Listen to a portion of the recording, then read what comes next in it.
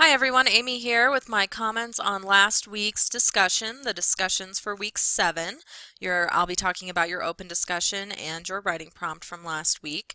I truly apologize or not if, but that I did not get any midweek updates posted last week.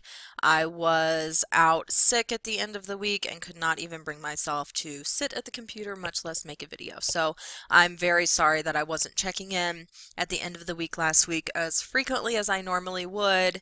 And if you feel like you need any extra help, or if you have any further questions that I haven't been able to answer, please do just send me an email, or you could always post those in our general class discussions topic in the overall discussion section for our course. Just a few things about week 8. Don't forget, you can access databases electronically from home with your library card. I've got some stuff about your sources for the argument assignment here as well that kind of go along with last week's discussions. I will be grading your campaign analysis blogs over the next week or so, I'll try to get those done as soon as possible, and you can look for the feedback in the Dropbox. And then of course our to-do list for this week. This is our last week where we have 2 discussions going on simultaneously, so please try to finish strong and do everything that you can to complete the writing prompt and the open discussions for this week. And then of course don't forget your reading matrices and your videos as always. Alright, so let's go ahead and jump into the discussions. Don't forget, this is the general discussions questions here that general questions discussion here that I just alluded to. If you have any further questions about last week's discussions that don't get answered here, you can post those there or just shoot me an email as always. So I'll go ahead and start by jumping into the writing prompt discussion from last week. Overall, the participation was pretty strong, better than usual. We're kind of down to a small group now, but those of you who are left are participating and trying to hang in there through the end of the semester, I can tell. And this is usually one of the best discussions I have every semester, and so it wasn't a huge surprise to me that there was a very robust discussion going on. I do want to mention a few things. I'll talk generally about the prompt itself, and then I want to talk about your comments and your reflections. But just to start out, most of you did a really good job following the different parts of the prompt, talking about the differences here and comparing and contrasting your 2 different searches. So thanks for being meticulous and completing all parts of the assignment, all of you. But one thing I thought was interesting was that nobody really talked about peer review in their discussion of the differences between the web searches and the databases. So let me pull out some 5 minutes of fame here, and I'm going to touch on what I thought were some of the stronger posts, and then I'll try to clarify some of those concepts that may have been missed a little bit. So this person says, a licensed database search differs vastly from a web search. A search through a database will yield sources that are credible and approved by that database that will be very likely accurate, factual, or genuine. A web search can yield a plethora of different sources with a large variety to choose from, but that doesn't mean they will be accurate. A web search will find hundreds of different sources that may or may not be credible at all. A database has sources that are likely reviewed and are proven to be accurate and useful, but a web search can be unpredictable. So this was really one of the only cases where I saw someone mention or at least suggest the concept of peer review. So don't forget, peer-reviewed sources are those that, when submitted for publication, are sent out to be reviewed by a panel of experts in that field, whatever field that text is being written about. And those reviewers are academians, scholars, people who have been vetted by these academic publishers to make sure that the information is credible, reliable, that the research has been conducted in an ethical way, and that the information is valid and that it's worth reception by that academic community, because you wouldn't want to publish the same thing over and over and over again. They're kind of trying to publish new cutting-edge information, not something that's already been said before. And so what I usually tell my students is, no offense or anything, but this is just a 100 level English class, and technically as 100 level college students, you all are not technically skilled enough or experts enough in whatever field you're writing about to do that kind of scholarly review. And so that is definitely one of the biggest advantages of the databases, is that you can filter your resorts to just results to just those scholarly peer-reviewed sources that you know have been sent out for a panel of peer review. And in that sense, the experts have already reviewed it and deemed it to be credible. So you actually have to do less work as a student researcher, and really less work that you aren't really qualified to do, or that it wouldn't even really be fair to ask you to do. And just kind of rely on the expertise of those other individuals who have already said, this is good information, this is accurate and credible information. So don't forget, when you're using the database, to filter your results according to that peer-reviewed or scholarly filter. You can check that box in the advanced search when you're putting in your keywords, or if you've already searched your keywords, there's a way to limit your results just to peer review by clicking a link on the left-hand side of the database, particularly if you're in EBSCO or Academic Search Premier. So make sure that you do use that, and I'll try to pull that up in just a second to show you all. This next example that I wanted to pull out is someone's comment that kind of speaks to the same idea of using peer review as a way to take the burden off of yourself as a student researcher, and put that burden on the experts who are more qualified to do that kind of review. This person says, great job on the explanation of database research, and wow, that was a lot of results you found on Bing. What a big difference compared to the database results. So glad there are better resources that people can use for research. Imagine if we were all web search engines for research, if all we had were web search engines, excuse me. We would be spending hours, days on end trying to figure out which information we could use and consider credible for a research paper. And this is exactly what I'm talking about. If you were just doing web searches, you would have to be the ones making these judgment calls, reviewing all that information, trying to find out if it's credible, which, as I've said before, is way too much of a burden to place on you as 100-level college students. I mean, really, you don't have the background necessary to make those kind of judgment calls, and that's why it would be so hard, because it's not a fair thing to ask you to do. So that's really one of the biggest benefits of the databases, is to limit your results that way. And then this final example is from a reflection that I thought was particularly strong, that just kind of talks about these issues in general. It was interesting to look at two ways to pull in credible research and compare them side by side. When looking at which will yield more beneficial information, it would have to depend on which is better for the current situation.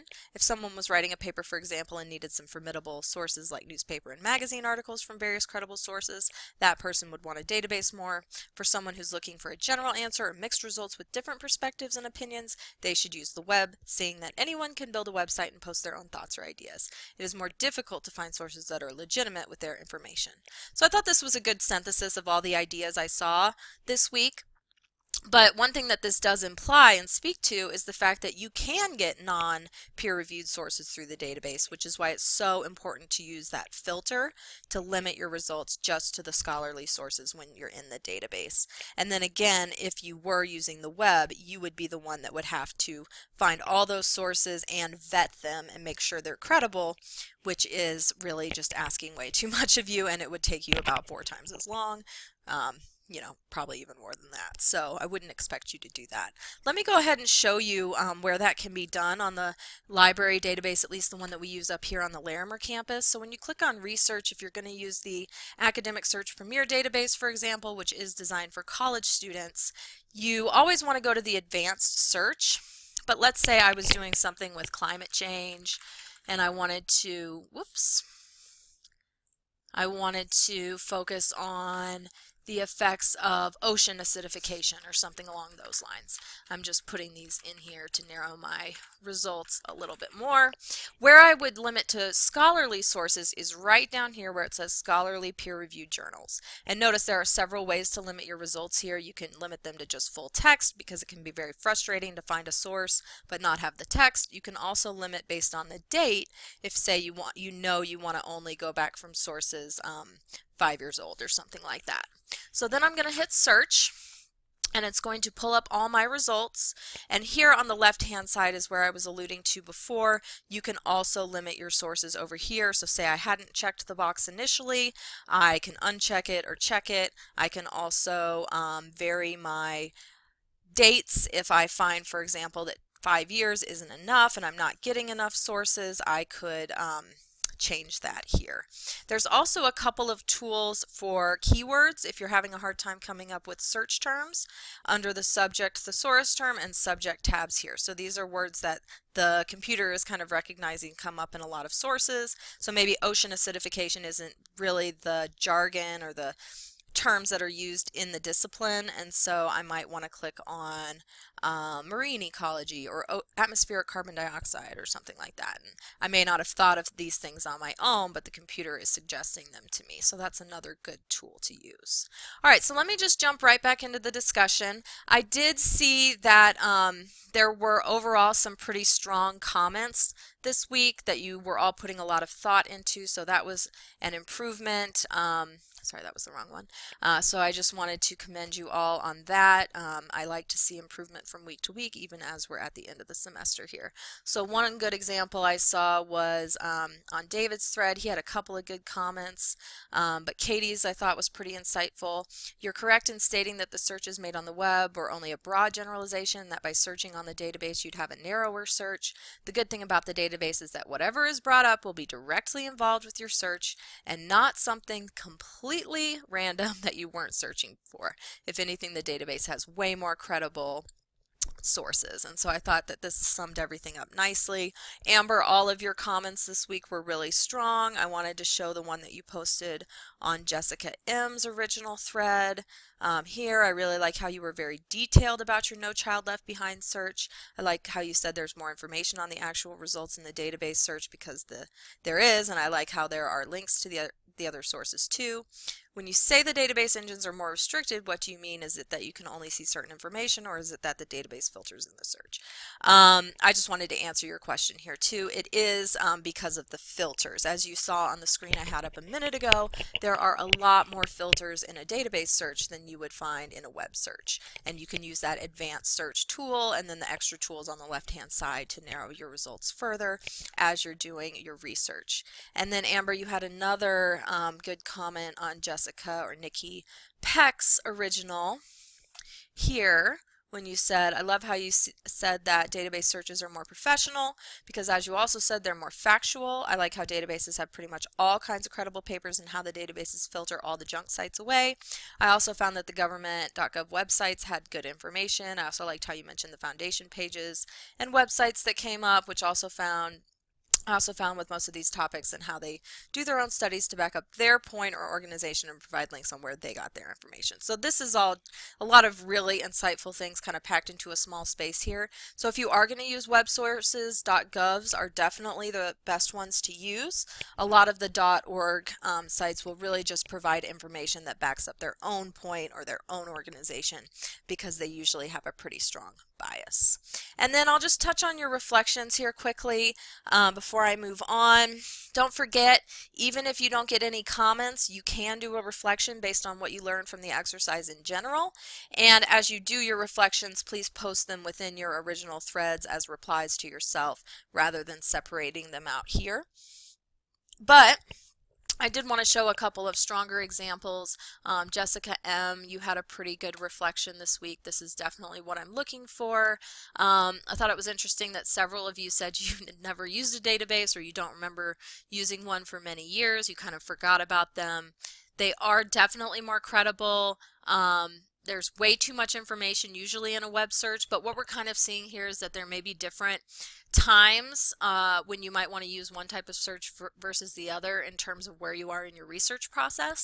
So at the very beginning of your research, when you're just trying to get like your background knowledge about your topic, I would suggest maybe going to the web to get a broad spectrum of a ton of information. But once you have your topics narrowed down, which I'll touch on when I get to your open discussion in just a minute, that's when you want to go to the databases and really find the information that is directly tied to whatever research question you are trying to answer, because really it can be overwhelming once you're trying to get sources that you're actually going to use, not just kind of trying to broaden your own knowledge about the topic.